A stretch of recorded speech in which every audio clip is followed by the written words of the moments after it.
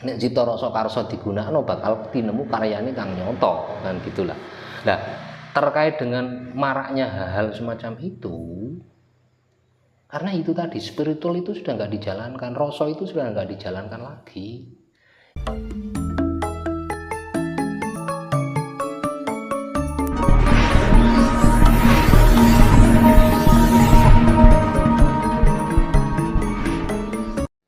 Sugeng dalu Kang Didi Rahayu.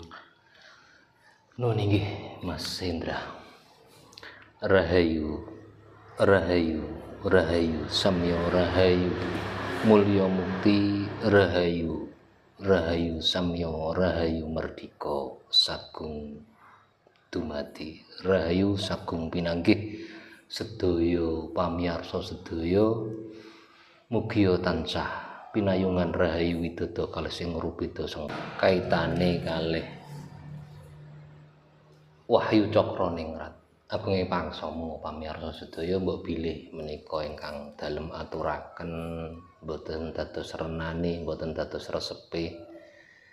Ugi wonten kladuk tugone anggen kawula matur, kawula nyuwun agunging pangsama saderengipun terkait dengan Pilpres ini sebenarnya kan banyak hal yang terjadi. Kalau Mas Hendra bertanya sasmitaning tias sasmitaning gaib sing terkait dengan siapa sih yang kira-kira nantinya bakal memimpin bangsa ini, ya seperti yang sudah saya sampaikan, cuman bahasa isarowe utawa bahasa sasmitane kula ralat nggih basa sasmitane niku cahya cumlorot padang manter teka wetan kang jumeneng. Cuman niku mawon kula mboten saged medar secara jlendreh siapa-siapanya, keranten di situ itu ada wadi-wadi nih jagat yang tidak boleh kita wedar. Keranten di situ kenapa ndak bisa diwedar? Biar kita semua itu menjalani proses-proses itu. Kalau kita itu langsung menjelaskan secara detail tak dudono sapa to sing pilungguh, sapa to sing arep njumenengi dadi nata nataning praja Nuswantara ini, itu nanti satu nggih mangsa. Kesinggi mongso itu terlalu dini karena belum terlaksana. Yang kedua, kita itu secara tatanan leluhur, tatanan leluhur itu kita harus berproses dengan proses-proses alamiah, proses-proses natur yang harus dijalani. Tanpa proses itu segala sesuatu itu tidak ada keilmuan yang bakal diperoleh. Pramila para leluhur Jawa menika nyuwun sewu pathokane niku lak ngeten. Ngilmu iku tinemu kanthi laku. Lekasing kas tegesing kas nyantosani setya budya pangkengkese durhangkara. Lah, ini kaitannya dengan Pilpres ini.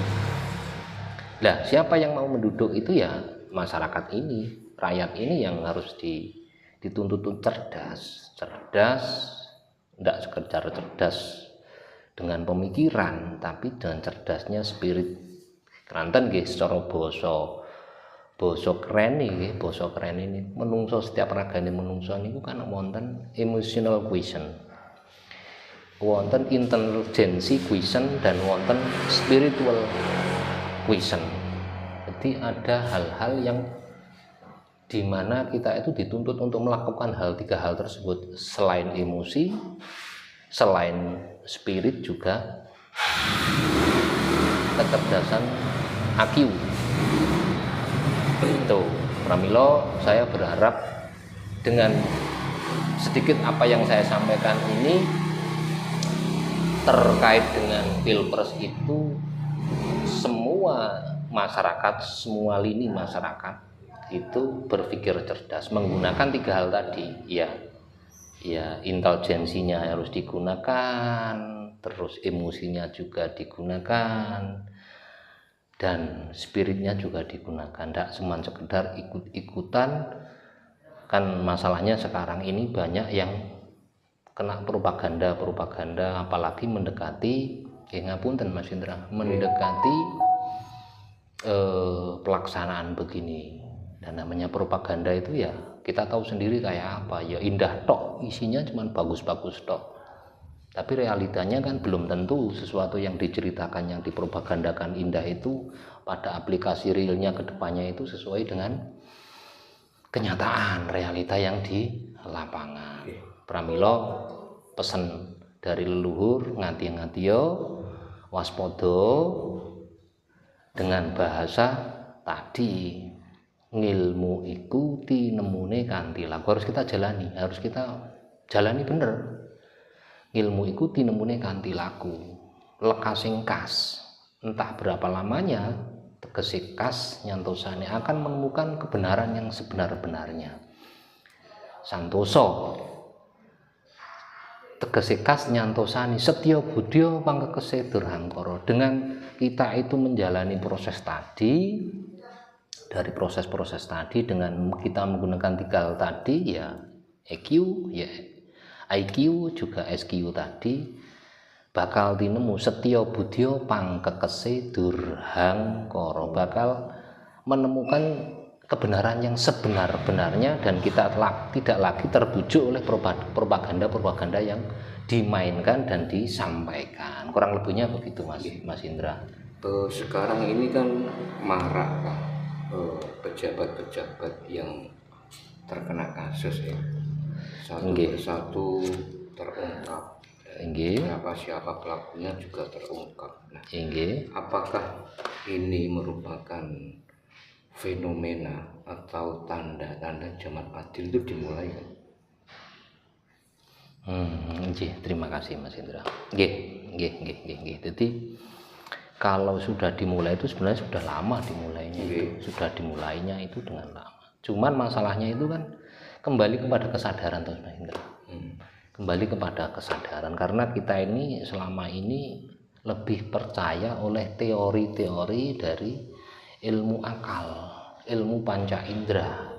Artinya yang digunakan cuma intelligence quotient dan emotional quotient, tidak pernah menggugah secara benar yang namanya spiritual quotient. Karena tidak menggugah di situ, akhirnya alam itu punya cara, punya sistem. Alam itu punya sistem. Pramila wonten dawuh, secara kita tahu semua, ada kalimat begini ini dulu, kemambange gabus sileme gabus kumambange watu hitam. Nah, kenapa kok sampai watu hitam itu kumambang? Kenapa toh leluhur itu sampai mengambil sikap hal-hal yang terkait itu? Ya pernah toh di dalam sesi yang lain saya sampaikan, jangan menganggap leluhur itu diem.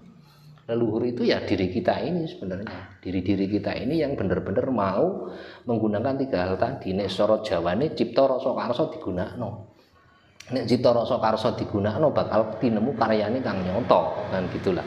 Nah, terkait dengan maraknya hal-hal semacam itu, karena itu tadi spiritual itu sudah nggak dijalankan, rasa itu sudah nggak dijalankan lagi.